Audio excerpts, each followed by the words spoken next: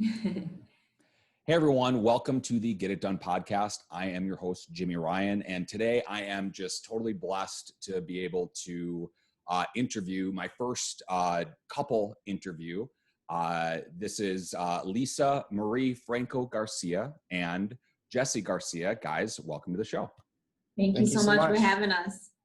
For sure. So I'd like to start this out with really just setting you up with what are your accolades? Who is Jesse and Lisa Garcia? What do you guys do? What's special about you guys? So I'll just kind of kick us off. We're a husband and wife real estate team, domestic partnership in the business.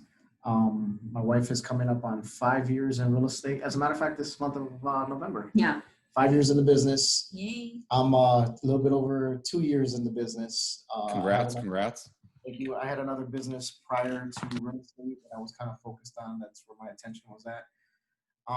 But our background in a nutshell, been an entrepreneur for the last 18 years. Had some small startups. Some of them have done well. Some of them have crashed and burned. Mm-hmm. But it's been a fun experience just being an entrepreneur, making mistakes, gaining experience. And I learned a long time ago, if you don't make money in business, you make experience. And you'll learn 100 ways not to do something. And experience in business adds up in the end. I just love that, Jesse. I think we're friends because you say words like that. I love when you say things like, hey, you know, we're not in this for money, we're in it for experience. I love it. So, Lisa, would you add to your husband there? Yeah, for sure. We've been in the industry, like Jesse said, for 5 years. Before this, I was, working a normal job, and also we started our business together. And it's just, we love helping people. That's one thing that Jesse and I both love, is helping people. And we channeled it with real estate, and it's just been great, to be able to serve others. So that's what we do, is serve people. That's awesome. I'm taking notes because I'm remembering all the things, all the reasons why I think that we really work well with each other, and we've had a lot of success. But I think the first thing you guys ever told me is that you're using words like "I serve these people" is a different mentality altogether, but helping people is just like your guys' why. And I'm looking forward to digging into that. So thanks for that setup, by the way, that's great. To build this up, I generally like to give a story of Elon Musk. He starts out, he goes from a company of making $1 million to making $1 billion. And that's, a great story, but we want the 0 to 1 million story, more of the origin story, the come up story. And you guys are my first couple. So it's a unique dynamic, I'm sure, in just more ways than one. I mean, there's a million different dynamics, especially being a team business and team family. What I want to really set up is where you guys came from, where you started up, but also how you guys met. And I don't know, a mini love story also is kind of where I'm thinking it kind of goes. But I want to start all the way back. Tee us up. Where were you guys born? For sure. So originally right here from Milwaukee, Wisconsin. How my family's originally from Texas. We actually got a real similar backstory. Very similar background. My dad was from Guadalajara, Mexico. My mom was born in a border town in Texas called Eagle Pass, Texas. Okay. We had 14 brothers and sisters, so they were a tribe. And wow. Pretty big family. How they ended up here in Wisconsin was, back in the days, there wasn't a lot of work in the South. So her and her parents and her brothers and sisters would all pretty much migrate up here to the Midwest and work in Ohio, in Milwaukee, in Illinois, Minnesota, all around the Midwest. And they were sharecroppers. They were picking crop. And very strong work ethic. I know without a shadow of doubt that I get my work ethic from my mom. She's one of the hardest working people that I know still to this day.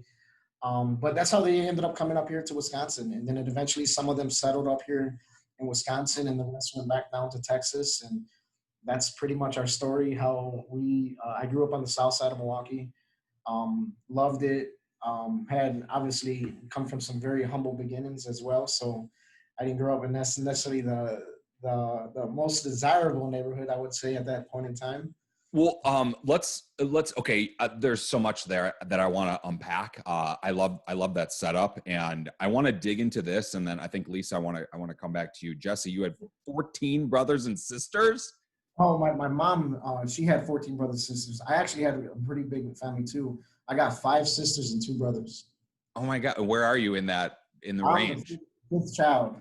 You are the 5th child. Yep, 5 in. So you're the baby. No, right in the middle. I'm the forgotten one. Oh, got it. Okay. Right in the middle I'm with the sorry. boy as well. I'm sorry. It's 7. So there's 5 boys and 2 girls. You said 5 sisters and 2 brothers. My And goodness. it's 8. Yep, including me, it makes us 8. You're forgotten. I love I love that. What kind? So growing up with sharecroppers, are you actually moving, or are you like staying in a certain place for a certain amount of time? And then what are you actually, I guess, cropping? What are you harvesting? You know, so my mom and her parents, they came up here to pretty much pick fields. That was where the work was at back in the days, you know, and the whole family actually used to work picking fields together. My mom and her brothers, sisters, and their parents. So that's how they pretty much settled in this part of the state.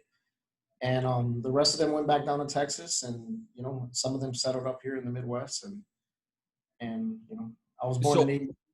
So it started out a temporary thing, basically, like, hey, we're coming up for a season type of a thing, and then it ended up with a lot of people staying here because there wasn't as much work in Texas. Yep. Amazing. I mean, so random. And then, I mean, of course they stay. What made them stay as opposed to everybody else moving back? It's, you know, opportunity, more work up here in the north at that point in time, and then eventually they just kind of settled in. The city grew on them, and they just kind of took advantage of the opportunities. That's awesome. Talk about growing up on the south side of Milwaukee. Yeah. Well, I learned a long time ago that you shouldn't be ashamed of your story.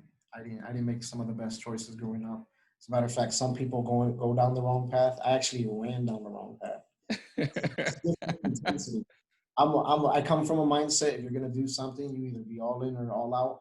And when I made a mess out of my life early on, and you know, it's not anything I don't speak of to glorify some of the choices that I made growing up, bumping my head, but you know, when I look in hindsight, it made me everything that I am today. It made me a smarter person, a sharper businessman.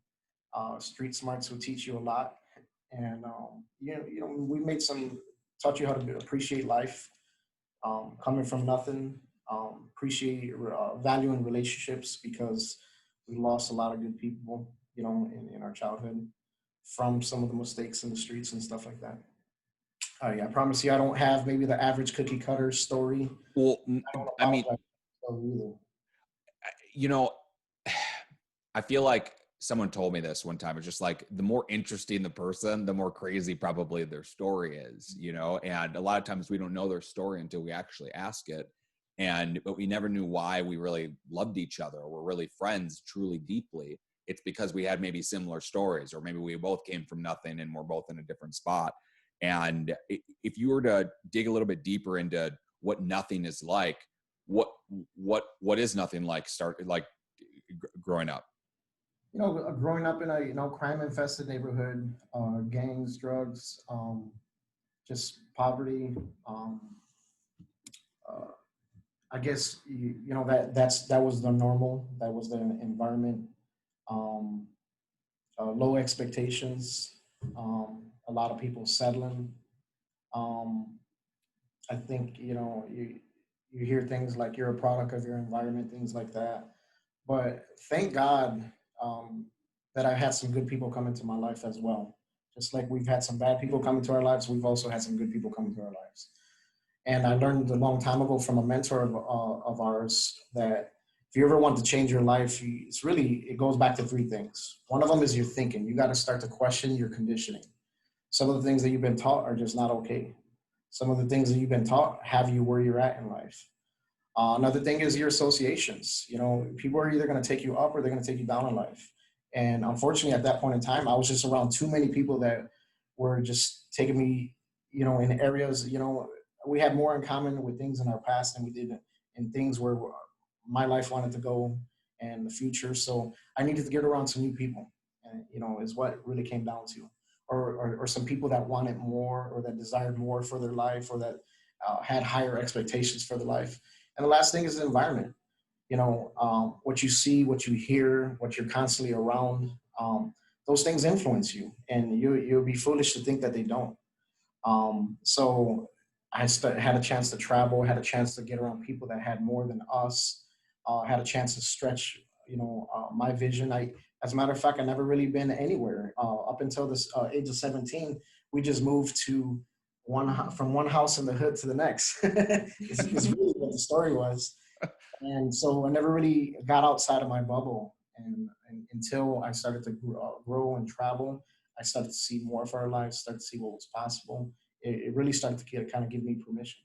I've heard it called breaking out of the matrix. It's kind of a term that's used, and it seems like you were stuck in the matrix for a while and finally took the green pill, or whatever color it is. I forget, but I love that thinking, associations, and environment. Tell me again, who was this mentor of yours that? It's a mentor of mine that I still friends to this day. His name is John Malott, entrepreneur, originally from Milwaukee, lives in Scottsdale, Arizona, and just had a chance to get around him. And he introduced me to some new ideas, and he challenged some of our old thinking and our old conditioning, and introduced us to some new concepts. And it's crazy what the mind can do. If you start to push out some of that old stuff and you make room for some new stuff and new people to come into your life, it's amazing what things can happen. So shout out John Malott, you said? Shout out to John Malott. That's awesome. It's really cool though to hear that, because maybe he never knew he had this impact on your life, and it's cool to just kind of shout it from the rooftop sometimes, like, look, you really helped me out, thanks so much. I want to come back. I want to turn to Lisa though now, and I guess, when did you guys meet? Was it during this time, or was it much later on? Much later, yeah. Much later. Okay, so I want to. Jesse, I probably would have never even turned my eyes to. I don't know. I know, Lisa. I bet you said here your environment, you had low expectations, but that is not you. That is not you at all. I know that you still do. You raise him up, and which is a great thing. That's what a healthy marriage is. Yeah. And well, okay, I want to come back to when you guys met, but I want to start out with you. Where were you born, Lisa? How did you start out? Yep. I was born in Milwaukee, Wisconsin. And like Jesse said, our stories are very similar. My mother was from Texas and my father was from Guadalajara, Jalisco, Mexico. My goodness. I'm first generation here in the United States from my dad's side. I'm the only child of his, and from my mom, I have 2 older brothers. So I was always protected by my 2 older brothers. I could never do anything. Till this day, a lot of people don't know that they have a sister. So, I was always kept, in a shell. Well, they increased your expectations at a young age, Sure, enforced it. Yes. Never got away with anything. That's awesome. Yep. And so raised mostly by my mom, single mom. So a lot of the things that I ever wanted, I had to work for them. So nothing was ever handheld to me.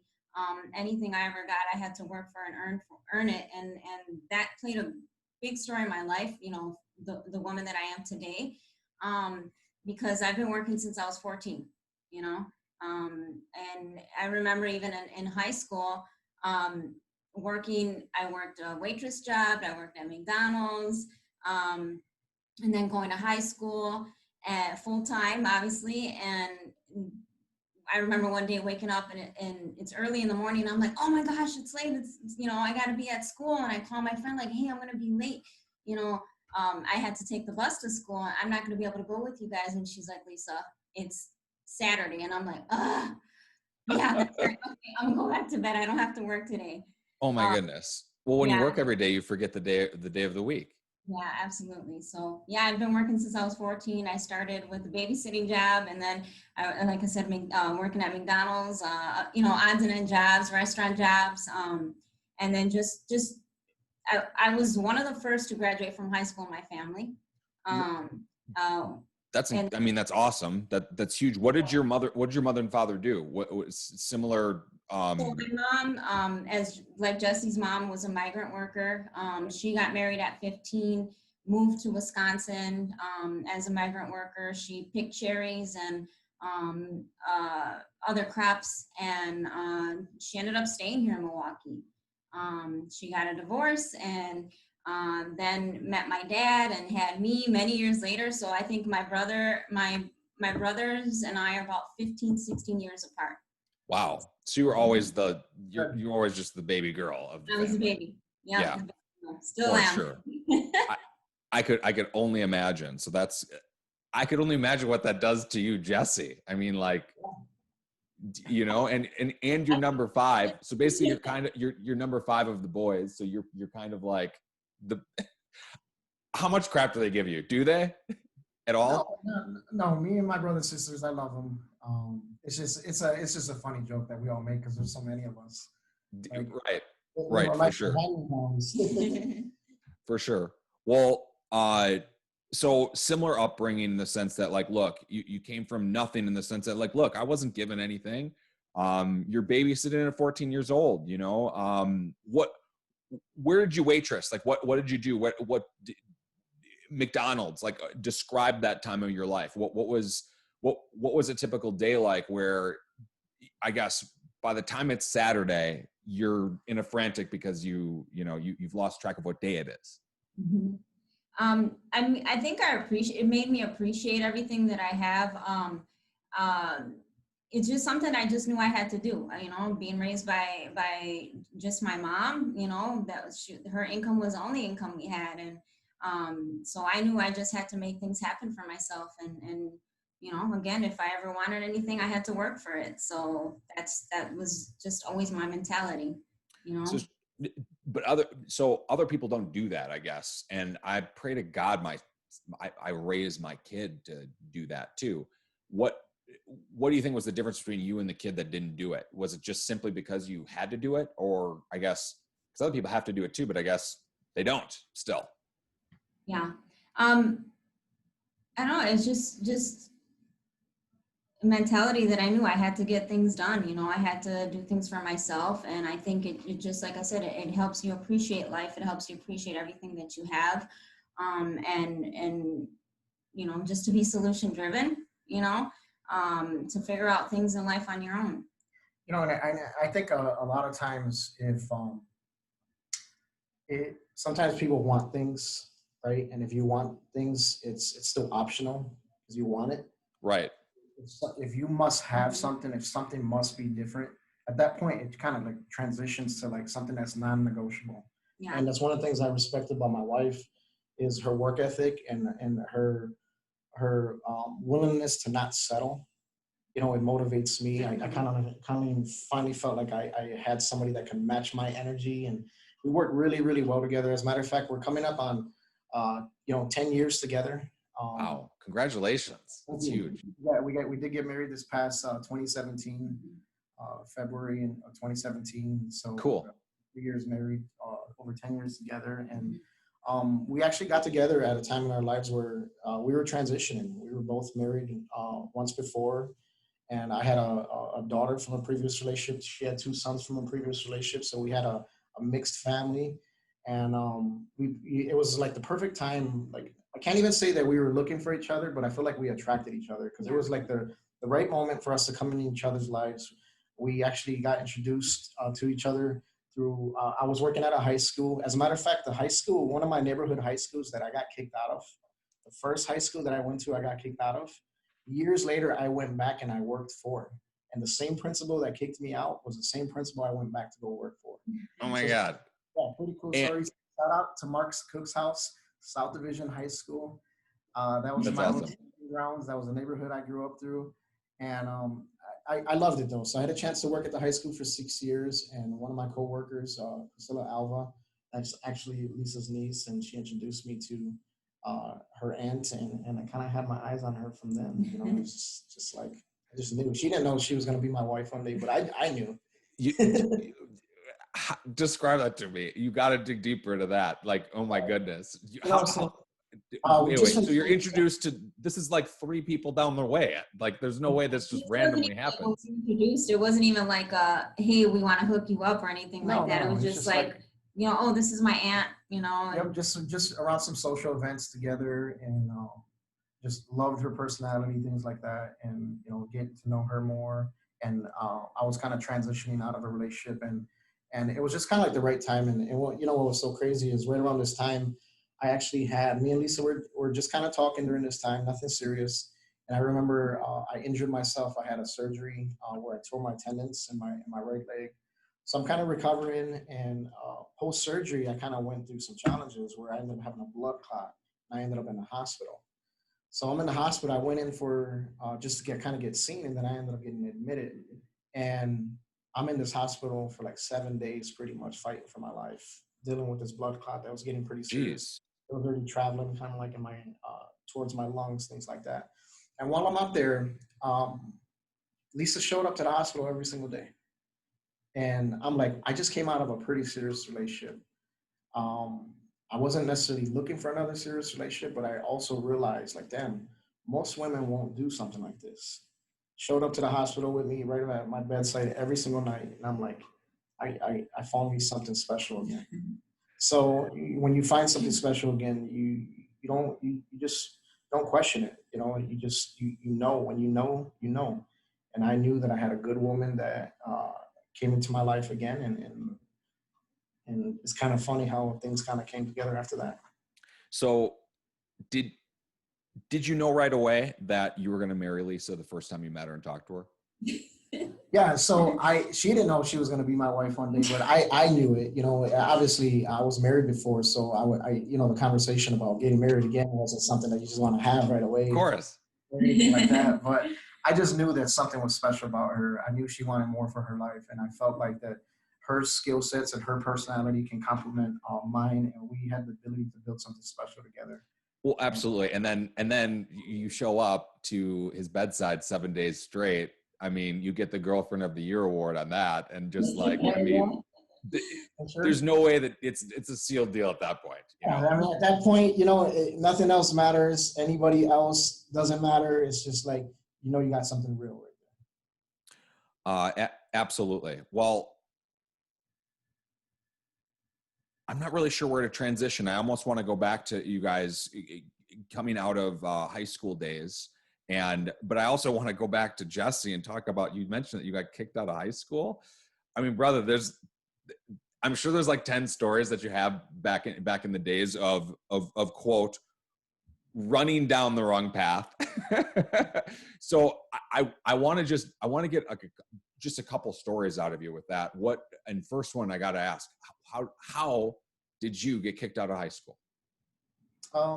Fighting. I was involved with gangs when I was a teenager and things like that. So, okay. Fighting. I actually, to rewind a little bit, I was just a troubled youth. You know, my mom, I had a great mom.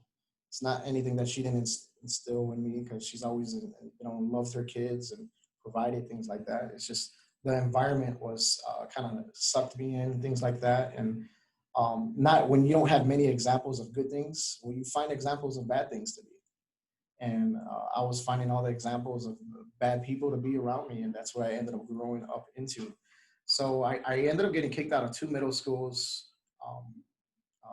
Fast forward, I ended up getting kicked out of 4 high schools, and then eventually did graduate, got my stuff together, did graduate, and you know, finished school, went to college, started going to college for business. I've always wanted to be an entrepreneur, so that entrepreneur bug has been in me since I was a teenager. I knew that I just didn't want to work for somebody else for the rest of my life. So you were a hustler at a younger age and probably just rebellious. I mean, and probably just, you misdirected, really. You have all this energy, you know, you want to go out and change the world, but you know, nobody's telling you what to do. You're in a bad environment. There's crime, there's drugs, there's low expectations. I guess, were you self-aware of this?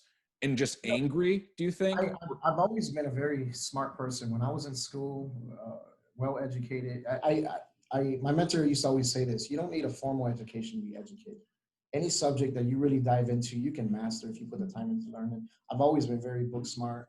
I just couldn't figure out how to separate the street stuff from the school stuff at the time, and it was a big distraction. And eventually, if that influence ends up becoming bigger, it will, flood everything else out in your life. And that's what So it eventually. So yeah. fast forward, I got into trouble as a teenager, ended up in the institutions, things like that, in and out of, jail at a young age. And fast forward, I just had some good people come into my life at the right time. And then their example was very similar to my story. And I was able to relate to their story because it was just like, wait a minute. So that's somebody who came from where we came from, who's been through what I've been through, and they've been able to do that. And what that his example, what it did more for me was it just gave me permission. Because he said something one time that I never forgot. He says, your past doesn't have to equal your future. And I'm like, so you mean to tell me life can be different? You mean to tell me despite all the mistakes that I made, that a person can make a decision today to change and to set a new course for things to be?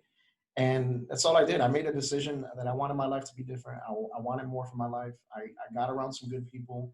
I got around some good information, and I just kept showing up every day for a better life, and getting around some good people. I know they say that the 5 people you hang around with the most, uh, your income is a direct reflection of the 5 people you hang with the most, good or bad. And you know, I have a chance to work with my best friend every single day. We're good at different things. We complement each other's skill sets. We're not in competition with each other. We go out there and we work hard every single day for our business to build something special together, and we go get the bag together.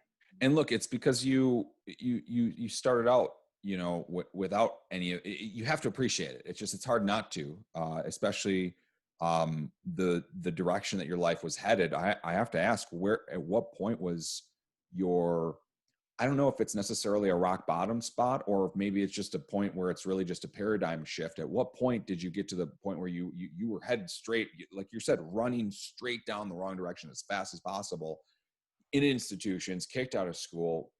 At what point was just like, look, I need to stop? Yeah, it was some family and friends that were killed just in the streets, and eventually that gets old. You get tired of going to some funerals. You get tired of seeing people lose their lives for nothing when it's all said and done, and that got old. That pain, that desire for more, um, just kind of just being numb to a lot of stuff, and then eventually it's just like, wait a minute. Um, we live and die by our choices that we make every single day. As a matter of fact, I made an appointment to be where I'm at today by the stuff I've been doing for the last 5 years. So I signed up for this pain, is really what it came down to. Right. I want to sign up for happiness. All I got to do is I got to just start making some new decisions today, because 5 years from now, that delayed gratification, something new is going to pop up. But it really goes back to what you do day in, day out. You want your next 5 years to be different, start making some different decisions today, is really what it comes back to. So that's quite amazing. I mean, to have family killed is just, I couldn't even imagine that pain. I couldn't imagine it. But it made you change. And I mean, it made you change for, I would say, a really ultimate, amazing, greater good. What do you think about that moment of your life allows you to appreciate today? That life is short, that you value people, that uh, it all comes back to us taking a personal responsibility for our life. Um, that compound effect that, like my wife mentioned, Slight Edge. That's another book. If someone has not read, there's a book by a guy named Jeff Olson, one of my early mentors. When I started to kind of go down this path of personal development to change my life, he wrote a book called The Slight Edge, and it talks about the stuff you do. Like, for example, if you smoked a cigarette today and you just died right on the spot. Or if you've seen somebody smoke a cigarette and die right on the spot, that would probably be like, whoa, wait a minute. I probably shouldn't have do that because that extreme. The reality is it doesn't happen just like that. That person is going to smoke day in, day out. That person is going to make little errors and judgments day in, day out. And eventually it's going to compound, and you're going to start stacking these bad choices, and it's just going to add up more in the loss column. But if you just start stacking some good choices day in, day out, well, that's going to compound, and you're just going to get, the averages of something good happen get greater on your side. So that's one of the first books I read early on, and it really had a significant change on me, and definitely recommend that for anybody. But I mean, there's a lot of different scenarios. When I think about that moment in life, I just think about it was something that I had to kind of go through. My story is not just like everyone's story. So I don't apologize for it, because your message at the end of the day, it's not going to be for everybody. And your purpose in life is not to reach everybody, and that's okay. And I'm okay with that as well too. But I do know that there's somebody out there right now that maybe even will listen to this, that has made some mistakes in their life, that's had some failures, that don't know where to pick up and don't know where to go. And maybe my story is meant for them to hear, to get them to a point where they give themselves permission to want more, to make those little 1% changes in their life for their life can be in a whole different place. Brother, I really love that. It's just so genuine and sincere. It's just, how can you not want that? But coming from where you come from and changing and now where you're at, it's just, it's fun to, it's not fun to look back in a lot of ways, but it's fun to look back to say like, wow, look how far I've come. And you're right, Jesse, there are so many people that are in the spot that you were in, and they're in, that it seems like a bottomless pit of despair or whatever it is, but you were all the way down the path and you made little changes every day. And that's what people don't realize, is that that's what you got to do. One little thing. I guess, do you remember what your first little thing was? What was your first little thing that you changed?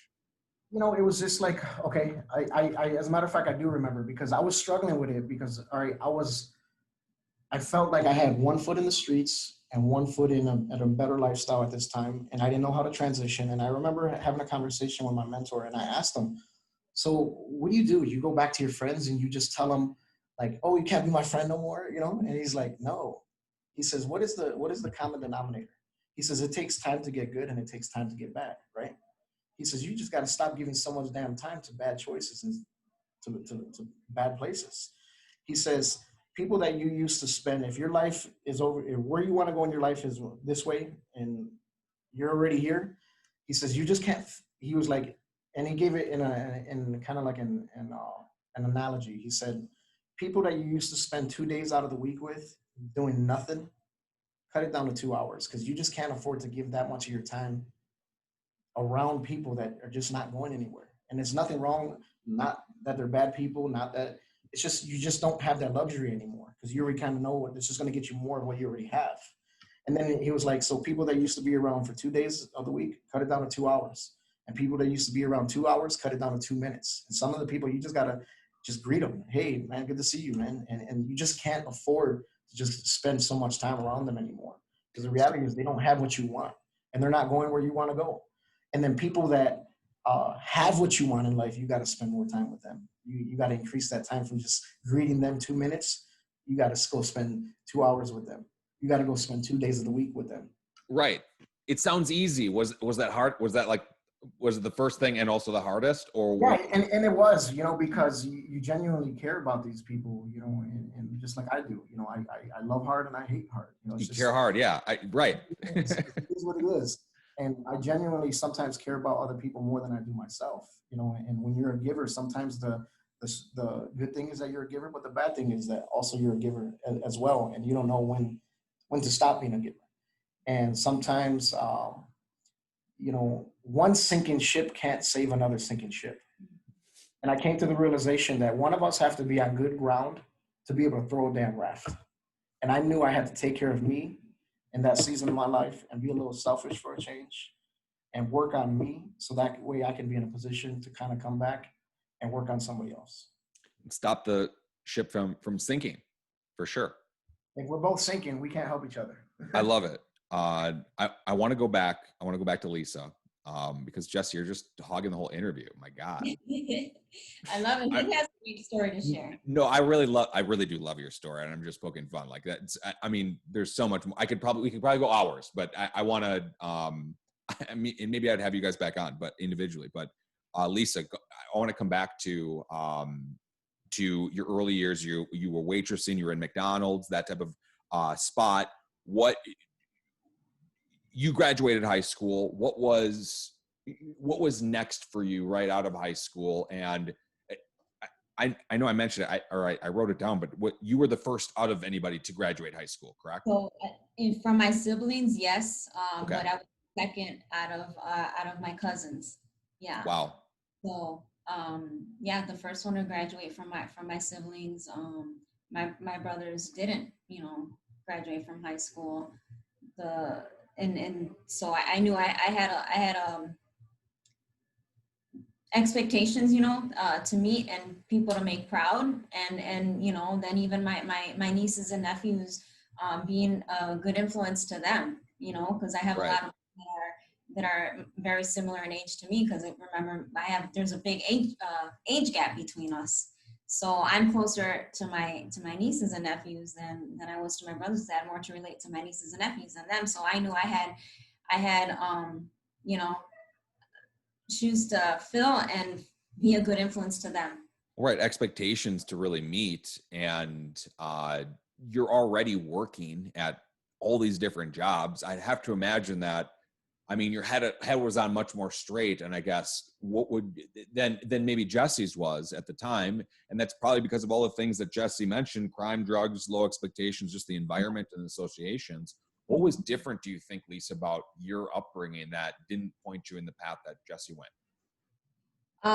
Well, my mom was really strict with me, so I had that. But I just knew I wanted better. I mean, again, we come from the very similar backgrounds. Maybe I didn't grow up doing a lot of the things that he did, but I was around all of that. My even just with the family and the areas that we grew up in. I was around all that, but again, just my family being strict with me kind of helped me, stick on the right path, because they always wanted and expected more from me. And I'm sure Jesse's parents did the same thing, wanted the same thing. It's just here, you were just, maybe you were teed up different. Maybe it was just a couple micro decisions, just kind of like what Jesse was saying, that maybe led you down a different path really early on, like little tiny things. So you graduate high school. What was that like for you? Was it?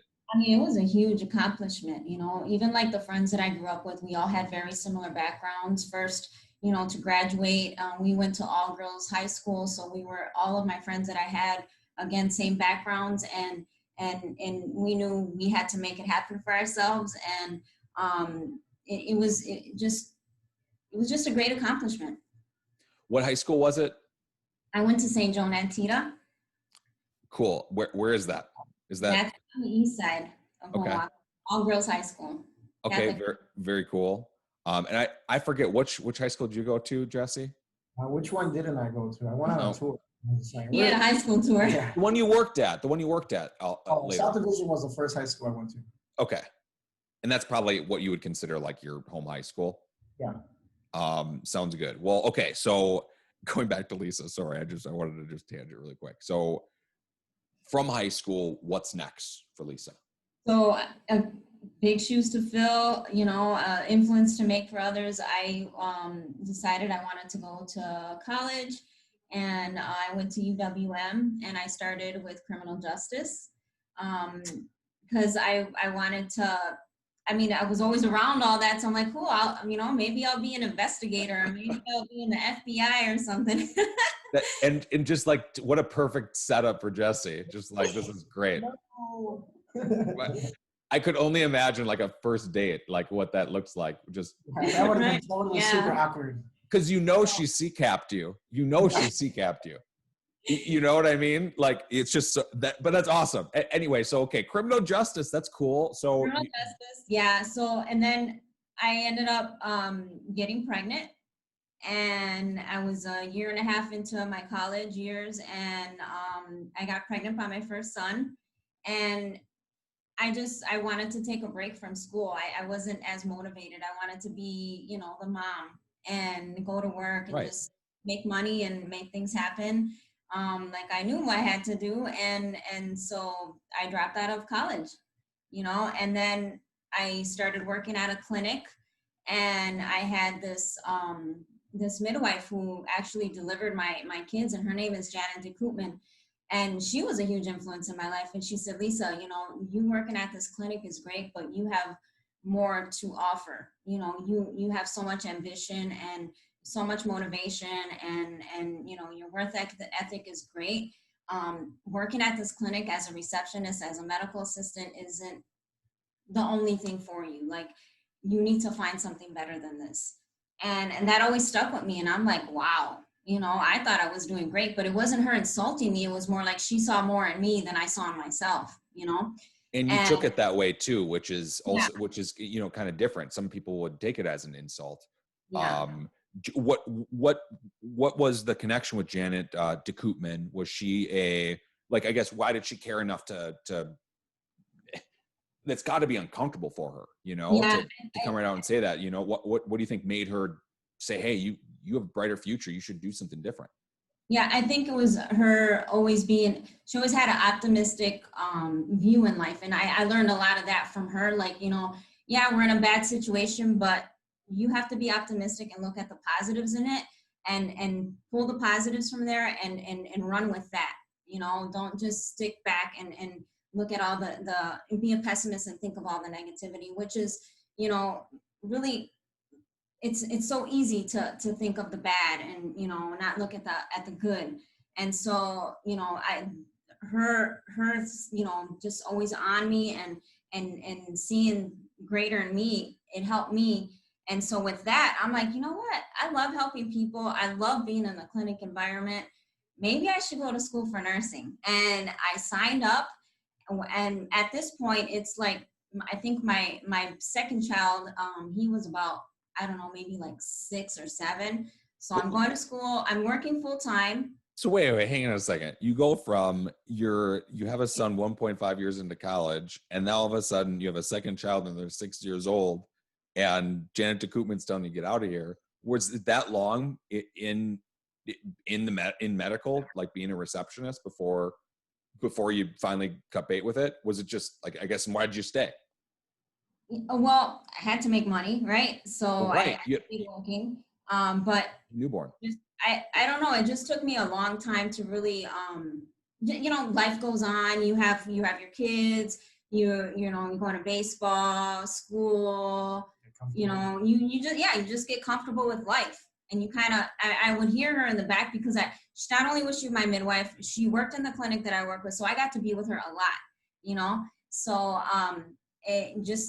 I just kind of let things go. And she'd always remind me, when are you gonna do something? And Janet, I will, just, I have to be ready.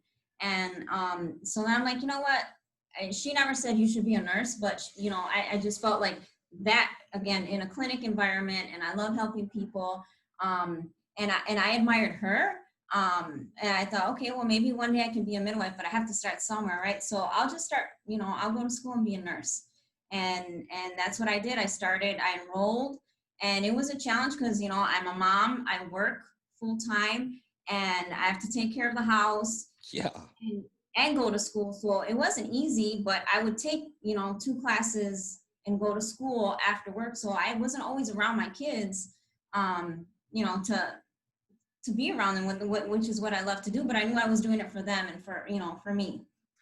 So so it wasn't just as easy as, oh, well, I'm just going to quit everything, leave everything, and just go and chase my dream of being a nurse. I mean, you can't do that. You have to put food on the table. You have a kid that expects everything out of you. And a firstborn child requires all of your attention, I mean, 100%. So, I mean, I get it. But finally you got to the point where you're just like, look, I can't continue down this path. I can't do it. I have to do something for myself. Do you remember the moment that it was like when you finally were just like, look, I'm pulling the trigger on this. I'm applying for the school. I'm doing, like, was there a defining pivotal moment for you? Yeah, I think just, working the job, it wasn't enough. Like, the money just wasn't enough, Right. and I just knew that if I had a better job, with better pay, life would be a lot easier, for me and for my family. So, and that's like, I was just like, I am better than this. I am, Right. not that it's, not okay to be, working in the job titles that I had, but I knew that I was better. I had more to offer the world, with the services that I could provide.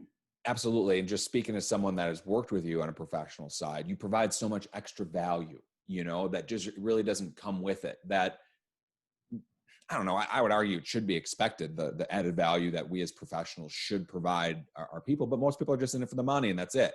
And I love that.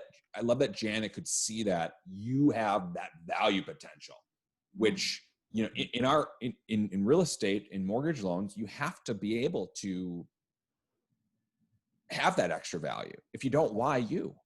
I mean, really though, why you? So Janet sees it, and then you go straight down the path of, hey, I'm gonna do night school while I'm a mom, while I'm doing all this. I'm gonna have a second kid.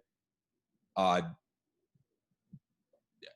chaotic was that? I mean, that has to be like, when you're in high school, you're waking up on Saturday, and thinking it's still the school week. How is it then? Yeah, it was a challenge. It wasn't easy. I didn't see my kids much. I was working a lot, and then I would have to go to school in the evening, and sometimes I had classes on Saturdays and Sundays. So it wasn't like I was home a lot. And then going and getting extra help because the classes are challenging. Right. But I was persistent, and I took in as much as I knew I could just to make sure I had good grades, because I wanted to have a good track in my schooling, so I was adamant about it, That's really cool. And I know that there's someone in a similar position, that could maybe be listening to this. And I guess, what advice would you give to anybody that is a single mom, whatever it is? I mean, just a mom in general. It doesn't have to be single, just being a mom in general and going to school. Yeah, a lot of times as women, we're selfless. Like, we will give the shirt off our back for our families, right? And we kind of put ourselves on the back burner. But just if you that there's greatness in you. Just dig deep in and pull it out, and do whatever it is that you feel will be a passion of yours to make money, so that you can be able to have a better life and provide a better life and be a better influence to other people, because like you said, somebody is out there is going to hear your story, and they're going to want to, you're going to touch them in the right way. You're just going to say the right thing that is going to be that good influence where they're going to make that change in their life to do whatever is better for them. Let your light shine. Go for it. Yes. Just do it. So I love that. That's so beautiful. Did you end up becoming a nurse? And was it an RN or what? It was an RN, yeah. And I finished all of my prerequisites, and then that's kind of when I was transitioning from, my old life, my past marriage.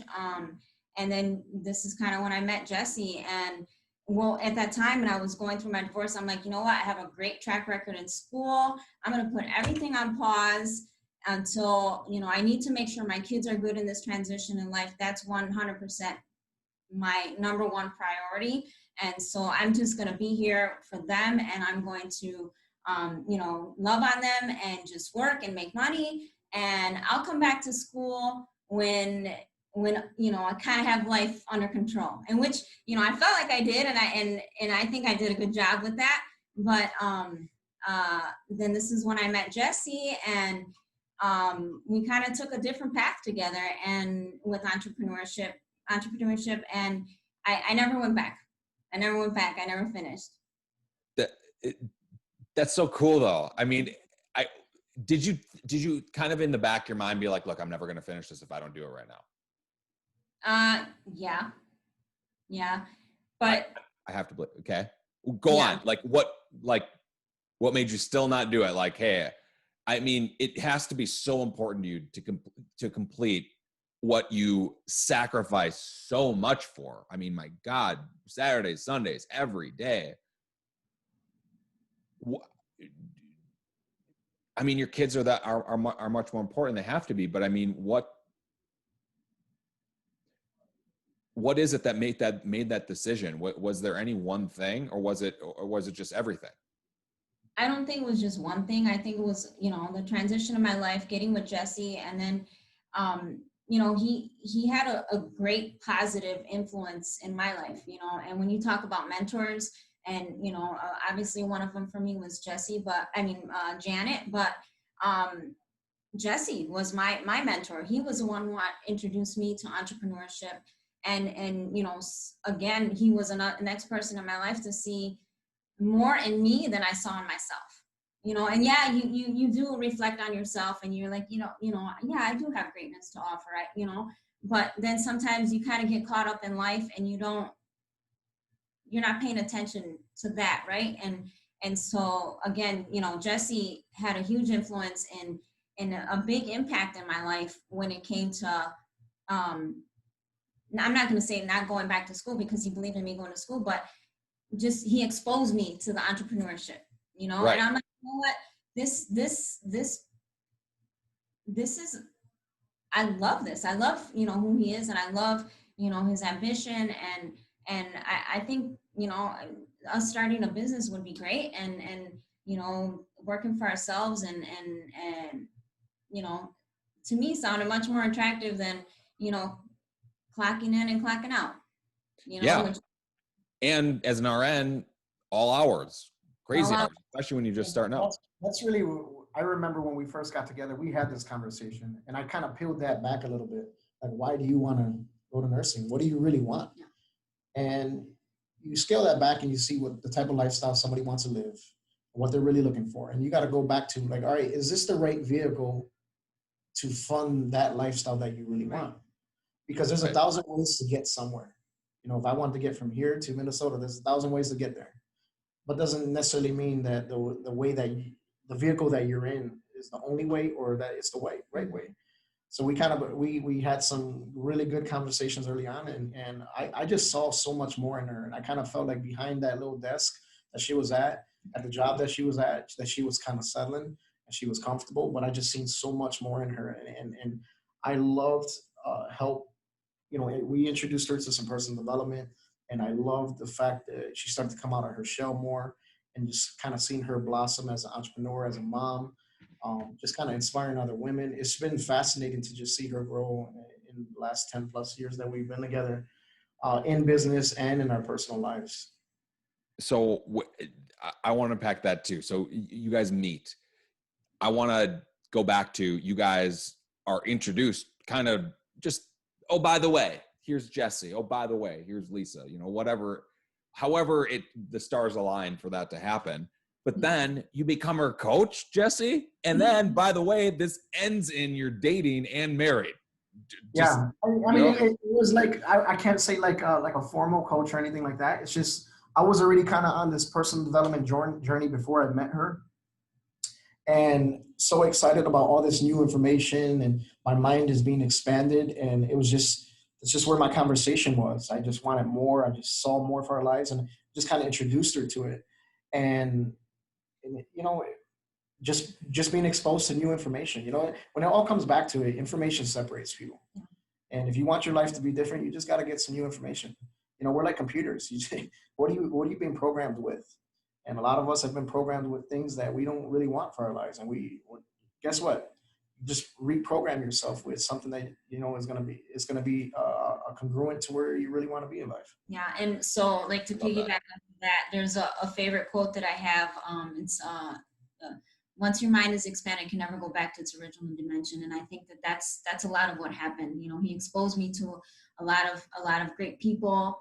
And books and trainings. We've traveled a lot, and just seeing all that and him exposing me to that, it was like, wow, like, yeah, I can never look back at life the way I used to. You can't unsee it. You can't unsee it. in more so it's just like like it's you have a crappy operating system is really what it is, and that information difference is really what's going to drive you to operate differently, and will probably lead you to a different spot as well. And I love how you said that it was an expanded mind, and of course your guys's real estate team is EXP Expansion. Was there a tie there between that? So fast forward, we had our eyes on getting into real estate for a while. I was focused on another business. My wife, they were doing a round of layoffs at her job. They let 30 people go. She was one of them. And we were kind of at this crossroads in our life, like, all right, what are we going to go do next? How are we going to reinvent ourselves? And I remember at that point in time, we had a few different revenue streams and everything kind of dried up for us. And then next we were just down to like 1 or 2 revenue streams. And we're like, all right, it's time to roll up our sleeves and go back to work. And when go back to work means go create something, go start a business, because that's all I start know. over. So I ended up going down this direction where I had a chance to pretty much help start a signage and commercial lighting business, and then ended up partnering with some guys in that business. And right around that time that I was focusing on that, Lisa, we had this conversation about getting into real estate for a while, and I was like, why don't you go get your real estate license? A perfect opportunity to do it. So she went down, the path to get her real estate license, and I was really, my other business took off. Our business took off out the gate for us, and thankfully, it was able to kind of help float those early years in the real estate business, as it took us a little bit of time to kind of get off the ground. But can't say that she had the best start to real estate. I know there was a lot of frustrating. As a matter of fact, most people don't know this, but she actually failed the real estate courses 3 times. Wow. And passed the course on the 4th try. If you would have thought, imagine most people would have quit after maybe the first try or the second try or even the 3rd try. Yeah. But I remember she was relentless with it, and she would not quit. And you fast forward today, she's killing it in real estate, and we're having a lot of fun in the business, and we're helping a lot of people. It's really cool, especially when you add that to the context that, hey, like I'm also killing it in real estate. Oh, by the way, and I failed the test 3 times. I mean, it really is that resilience and relentlessness that just, I mean, here, it's like put a mother that's going to night school, that's doing all these things in a position where, like, whatever, I failed the test. And although I'll take it again. You know what I mean? I have to believe that you just have that mentality with it. But to transition that to the business that you guys have today that's really cool. I know a lot of people that have failed their real estate test, and the real estate one really isn't that hard, by the way. I have to say, when you compare it to the mortgage one, Test anxiety. It's the worst. But yeah. So taking it, what was it like taking it for the 4th time? Were you that mentality that I just described? Like, hey, I say nothing, I'm going to take it again. Or were you Yeah, so I didn't have the greatest courses. I didn't have any tutoring or anything like that. But the times that I failed, and I'm like, F this, I'm going to take this again, and I'm going to pass it, and again, and again. And then finally, the last time, like, this is it, I'm doing it. And, I just went into like a whole different shift in my mind. Like, I'm getting this done, and there's no way I'm coming out of here without a pass. And, walked in with confidence. And even though, I mean, that has been my life, just challenge after challenge after challenge, growing up with, my mom who was single, nothing ever given to me. I'm like, this is just a part of my story, and one day I'm going to share it with everybody, and it's going to be okay. And just passing, it was like, yes, finally passed, and then that's where the real work started. And then that's when the real work started. Well, right. So, and this is 5 years into your guys' relationship too, that you're starting this. What was the first, when you guys first started, I guess, seeing each other, what was the first venture that you guys went into? Because you mentioned lots about entrepreneurship. Yeah, so we had a chance to work with a direct sales company, and it was right around the time where we first got together, and we helped this company expand in the Midwest, and not only in the Midwest, into other markets across the country and even international markets. So we had a chance to, create some distribution for this company, sell products, recruit distributors to help this company expand. And it was a lot of fun, because that's where we had a chance to accelerate our growth, make good money. The experience that we gained right there in that season of life, those 5 years, was like priceless. The type of people we were around, the exposure, it just really sped up our learning curve. Amplified your life. Got you in a position where you can we're learn able to more. flow faster, and just really get out of our comfort zone really fast. So one of the reasons I think that we're doing well in real estate is today is a lot of our past experiences have crossed over for us because we just made more mistakes a lot faster. We got past rejection a lot more, where it doesn't affect us like maybe it affects the average person. Just the type of people that we're around, just not settling.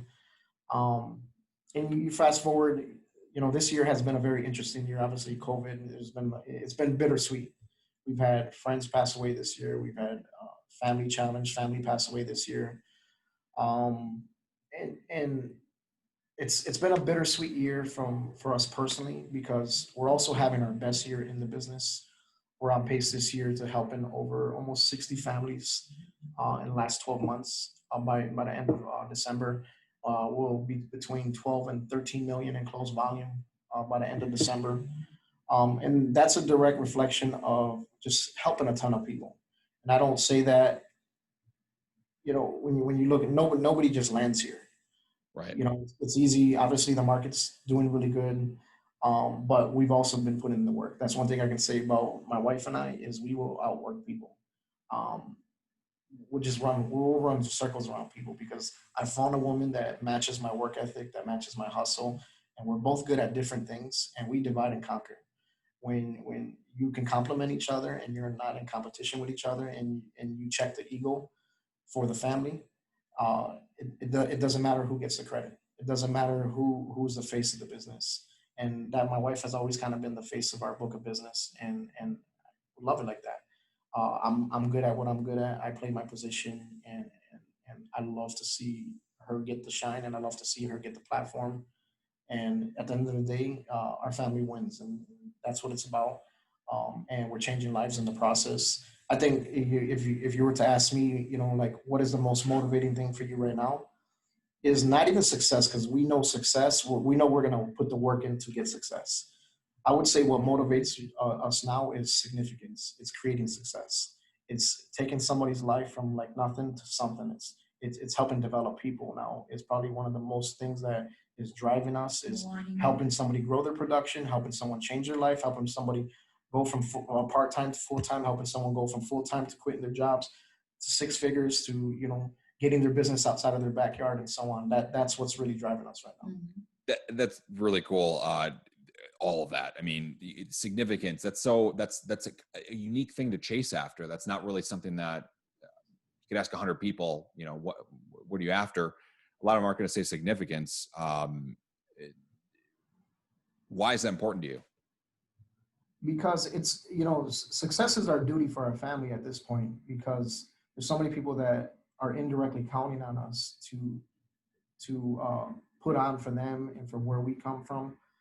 But we're indirectly sparking other people. We're indirectly giving other people permission. And it's important for us to not only to get it, but also to help other people get it and to give back. And we got to make sure that we're doing good with the resources that God's given us, and that we're being good stewards with this money, because the reality is it's all temporary. Right. I love that saying. It is. It's all literally everything, if you actually boil it down, is temporary. And it's cool that you say it like that. And I want to transition this into helping troubled youth. I know this is something that is special and near and dear to you, Jesse. Do you mentor people right now? All the time. I was just having a conversation with somebody who recently, fresh out of prison, old friend of mine, reached out to me for some advice. I set up some connections to try to open up some doors for him, things like that. And it felt good, the message that he sent me, just encouragement, things like that, the connections I was able to help make for that. See, when I was at the high school for six years, that was probably the most rewarding job that I've ever done, because it comes from a real place. It comes from real hurt. These kids are struggling. It's hard. Are you familiar with Maslow's laws of hierarchy when it talks about basic needs? Tell me. Well, Maslow's laws of hierarchy kind of goes through these different needs at different stages in a person's life. And the first hierarchy of needs is basic needs. It's survival, and it's food, clothing, and shelter. And sometimes some of these kids from these inner city schools, it's hard for them to grasp college.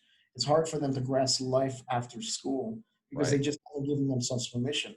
When the electricity is cut off at home, when parents are locked up, when there's crime in the neighborhood, crime in the house, when there's a lot of conflict, they're coming from such a deficit. It's hard for them to focus, and Right. that's what I'm seeing firsthand. And I had a chance to work for a program, and although I loved the work that we were doing, I just didn't love the politics of the public school system. It's a very broken system right now. It needs a lot of help. It needs a lot of support, and not enough resources are getting to the need. A lot of resources are getting caught up in the administrative costs of things, but a lot of resources are not really getting to the need. And I kind of told myself I felt like our hands were tied with how much we can really help in these schools, and I was really frustrated. And I knew that I really couldn't change that because I was just a small kink in that process at that time. That I'm like, all right, I want to come back and give back of my passion when I don't have to take a check for it anymore. Then it'll be out of pure energy. I don't have I to do love that. a job. I don't have to come here to clock in. I'll come back and give them my time and my resources when I don't have to get a check for it. Then I feel like I would be able to do a lot more good. And during that season, I stepped away from the work to take care of us, to get ourselves back in a good place financially, business wise, so that way we can come back and give. I love that. There's just so much I want to unpack. I feel like I want to have both of you guys back, like just individually, and there's so much I want to go back to, but I want to tie this up into really your guys' team. And I have a couple questions that I like to ask. I'm going to give a couple just ones that I'm just really interested to know. Coming from first off dare I say power couple? I don't know. I could say it, but I do too, because what's that? It just feeds people's ego. I hate that shit. I know it does. And you said literally, this ain't about ego. And you said like, hey, we've been called that a lot, since we've been in business, and it's not us. It's not us. We're regular people. Not that it's not us, but it's we appreciate it being called that, and it just shows that we're doing the right things to serve people, and it's showing, but I would rather have to self-proclaim it. Where there's power in changing people's lives. That's where there's power. I agree. And I mean, you guys here, anybody that listens to your guys' story knows that it comes from a genuine, sincere, honest place. It isn't about cash and commission checks. It isn't about, I did X amount of dollars last year. That's a byproduct of service. It's about bringing people up too. And I mean, you could tell about here, I asked you about significance. You didn't tell me about this big closing you had. We're talking about, kids that you're helping, people that are out of, came from a bad spot, were set up terribly, were given basically no chance, and you're helping them out, to get to that next level. And maybe that sparks them to get to another level where they're sparking other people. It's all fulfilling. It's all good. And you guys come from that position, but you guys are seen and looked at by a lot of people. So I think it's not necessarily a bad thing, but there's a lot of people that are called this that I don't know, I don't really like.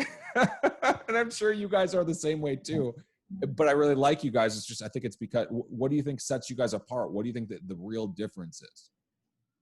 I think our work ethic, anybody who knows us or who has been around us, you can say whatever you want, but you can't say that they ain't working. You can't say that we're not putting the work in. We will outwork you, we'll outmarket you. We're gonna do the day in, day out stuff to separate us, the 1% stuff to just make our journey different in the business. We're gonna serve people. We're gonna enjoy it. We're gonna genuinely care. We're gonna listen to these clients, what they want, what they're looking for. We don't lead our business by a commission check. That's not what directs our business. We'll walk away from a deal if a deal doesn't make sense. We're in this business to do the right thing for the client and what makes the most sense for them. The money that comes from this business is just a byproduct of just great service. And we're getting good. I don't even feel like we're good yet in real estate. I feel like we're learning the business. We're taking bits and pieces from the old school realtors that have dominated in this industry. things that are still relevant to today, and we're learning from them on what we can add to our arsenal that's still relevant, that they've mastered. And then we're also bringing some of this tech stuff, some of this lead generation and marketing stuff that we've learned from our previous businesses and ventures, and we're kind of just marrying it all together to work smarter, to scale our business outside of our backyards, to take this thing as big as we can grow it. I love it, brother. I mean, you're always going to be working it. You're always going to be perfecting, making it better. I want to ask Lisa this question. Do you feel like you ever got a big break? Yeah, of course.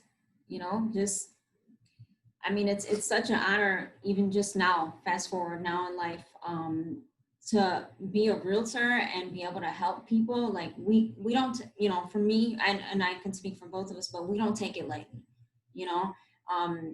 just that breakthrough of me losing my job. Like how humbling was that for me, like working since I was 14 and now having to depend on Jesse, who's at that time is not even my husband yet, like,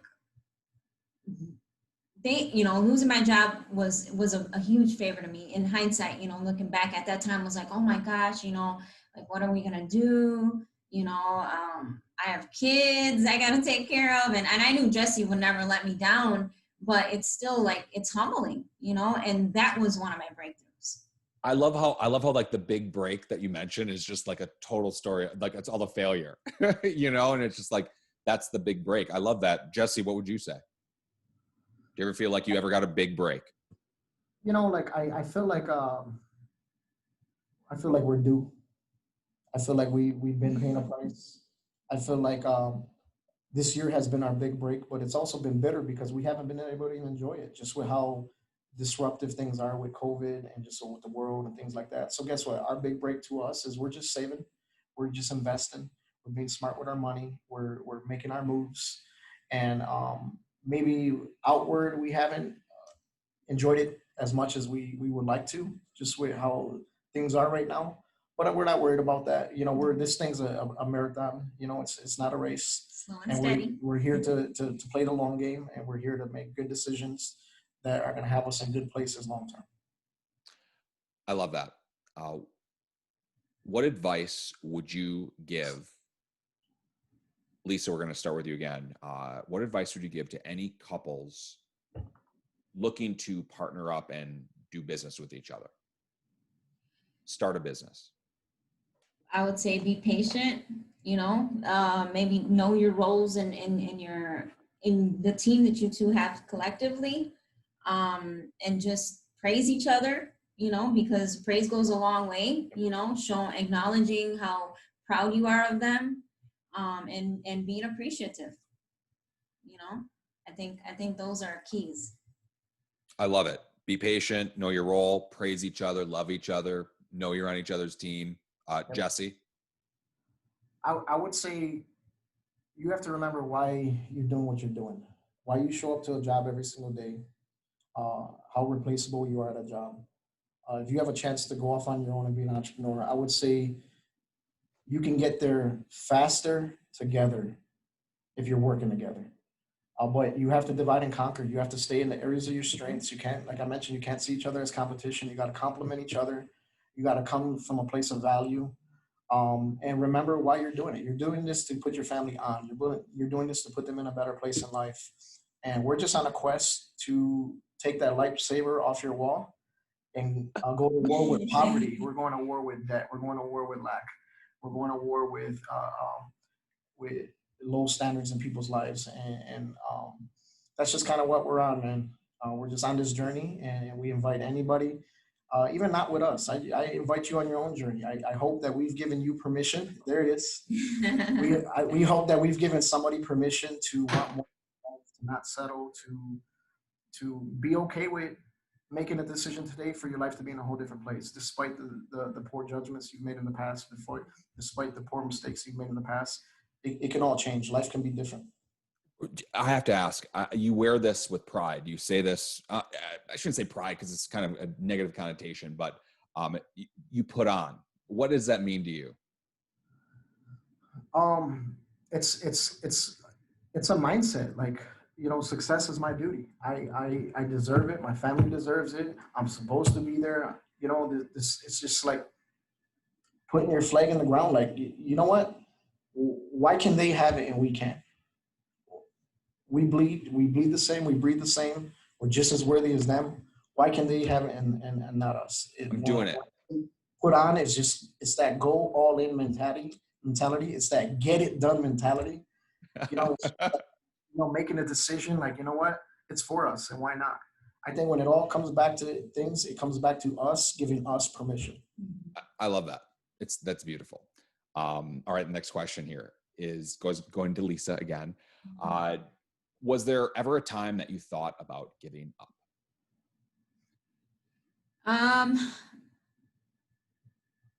I'm probably, I guess, my mindset is always so just keep pushing, resilience. I've built a lot of resilience in my life with everything, obstacles that I've come across in my life, being a minority, being a female. I'm sure, but I'm very resilient. So there's been, I'm sure a lot of things that have happened to me that I wanted to give up, but I just pushed through. That's beautiful. Resilience is, you've said it a couple of times, and actually I'm reminded of a quote from a great man, Rene Rodriguez, who I've had the chance to interview. He said, with the pandemic, especially, you're either, if you were resilient before, you're probably being resilient now. If you were passive before, if you were letting the world happen to you before, it's probably happening to you now, and you're probably, falling way behind. And you guys are absolutely crushing it. You guys are totally thriving. And I think it's because this is normal. I'm resilient all the time. Yeah. I can, well, and it's not even giving up. It's just, knowing we got to push. We were sick, when we had COVID, going through this, everybody, it happened to us, and I didn't ever think of giving up, right? Because I didn't have it as bad as other people, but I think that was almost like an awakening, of just reminding myself of who I am, and again, the resilience that we have, we're going to push through with this, mind over matter, and we got this, and we're going to get past this. But I guess I can't say really giving up, and when you ask that, it's just pushing through. Maybe crystal cleared your vision on it a little bit more. It seems like maybe getting sick kind of put things into perspective a little bit better. Not that they needed to be more so. It was just more so a reminder. Yeah, for sure. Jesse, was there ever a time that you thought about giving up? There was. I would be lying to say that there wasn't moments in time. It hasn't been all peaches and cream and it's always straight on. Listen, man, we're human. And what I can say that has kind of helped us, though, was just how our view on problems. Our mentor used to tell us that some of the wealthiest people in the world make the most money because of their ability to deal with problems. Problems don't affect them like they do for as long as they affect the average person. See, when I look at our lives, where our lives were 10, 15, 20 years ago, dealing with some of the same challenges, same problems, you would have probably had me in the fetal position, but it was just where my mindset and where our personal development was at that time. It would have took me weeks to probably come out of that loss or that defeat. Now we get challenged with things and obstacles just like anyone. Don't think just because you're making money that problems are going to stop, because they don't stop. The minute you leave one problem, you just enter the next, right? The only difference is when problems arise and come to us, we look at it and all right, I guess this is part of the story. We got to figure this out, right? And they just don't affect us as long as they probably affect the average person. We're all right, I guess this is part of our story. I guess God's trying to show us something in this season. What are the lessons to be learned? Things like that. It's just literally just a more of an instant mindset shift of looking for solutions, looking for the silver lining in it, which is faster than it's probably ever been in our lives before. Years back, we weren't looking for solutions. Years back, we weren't looking for the silver lining. We were just focused too much on the issue at hand or the problem, and we just gave that too much energy. Yeah, now it's almost like you better, You better Yep. now. You better, so Like if you follow us on Facebook, you never see us really complaining. You're never really going to see us regurgitating negativity and stuff like that. Just because right. the same energy that it takes to do something, to complain about it is the same energy it's going to take to do something about it. So we just don't have the energy to it. I would say they'd see positivity, unity, a great marriage, and like a million closings. My goodness, like that's what they would see. And mind you, our life is not perfect, and Right. and we do use online for business primarily, and our life is not perfect, and we go through every single thing I'm sure that every regular people go through. The only difference is what we give our attention to. Yeah. It makes no sense to give attention to negativity or to entertain it for too long and things like that. So it doesn't get no attention. Absolutely. And I know it doesn't. How could you have the abundance mentalities that you guys have without it? You feed problems with your attention. Yeah. Right. For sure. Lisa, if you were to do it all over again, what would you change? I don't think I would change anything in my story just because it made me who I am. And, I've gone through a lot, and even in my childhood, I wouldn't change any of it. I love it. I mean, it's beautiful. It really is. And I'm really curious to transition that to Jesse. Jesse made a ton of mistakes. Like, you could just name the list. Would you change anything? Obviously, there's a lot of stuff I'm not proud of, and I don't say any of that to glorify anything that I've done in my life. Maybe I would have, wish I would have learned faster. Wish I would have learned from my mistakes faster. I would have probably hurt less people. I would probably, not that I regret anything, because it is, just like my wife said, it is all part of your story, and it did make you everything. But, at the end of the day, I wish I would have took personal responsibility for my life a lot sooner. I feel like we could be a lot farther. I feel like we could have got an earlier start to doing more good. That's real. That's beautiful. All right. Back to Lisa. So I want to set this question up. So to put it into context, there's a little Lisa somewhere, and, maybe they're working their job at 14 years old. Maybe they're going through divorce. Maybe they're, starting a new career, doing something impossible, starting real estate, whatever it is. What advice would you give to anyone looking to get it done? Just keep pushing. Don't give up. It doesn't matter what obstacles you have, just push through them. There's, as shabby as it sounds, like there's a light at the end of the tunnel. Just keep pushing. Don't look back. You got to keep pushing forward. Don't, if an obstacle comes, find a solution for it. Always be solution driven.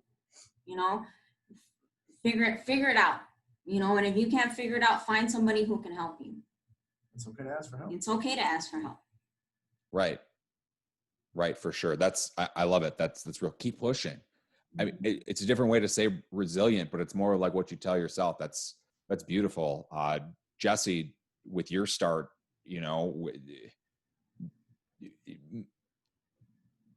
kicked out of school, all the issues with legal stuff. I mean, to starting businesses, going through all the failures, going through relationship issues and whatever it was, to the man you are today. What advice would you give to anyone looking to get it done?